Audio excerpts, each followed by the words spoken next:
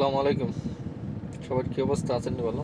আমি আমরা যারা প্রবাসে কাজ করতে আসছি তাদের উদ্দেশ্যে একটা কথা বলতে চাই। বেশি কিছু না, বাস আমরা যারা পার্মানেন্টলি প্রবাসে আসছি কাজ করার জন্য, তারা আপনাদের নেতাদের কথা শুনে, যারা এখন পলাতক নেতা বা দেশে অবস্থান করতেছে নেতা, এমন নেতাদের কথা শুনে অযথা মিথ্যা নিউজ প্রচার না করে এই মিথ্যা নিউজ প্রচার করবেন না। কারণ কি, দেশটা কিন্তু আমাদের, দেশের ভালোটা আমাদেরই চাইতে হবে। আমরা প্রবাসে থাকি, দেশের মায়াটা আমরা অন্তত বুঝি। যারা দেশে আছে তারা বুঝে না দেশের মায়াটা কি।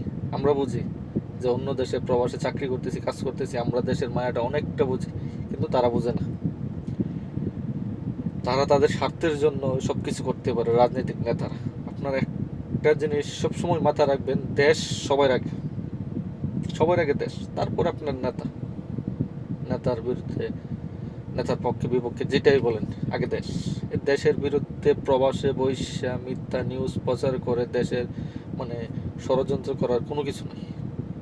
এটা দরকার নাই। আমি মনে করি না যে এটা কোনো লাভ হইব আপনাদের, যে কোনো দলেরই হন আপনি। প্রবাসে বৈশা অন্তত পক্ষে দেশের বিরুদ্ধে প্রপাগান্ডা ছড়াবেন না।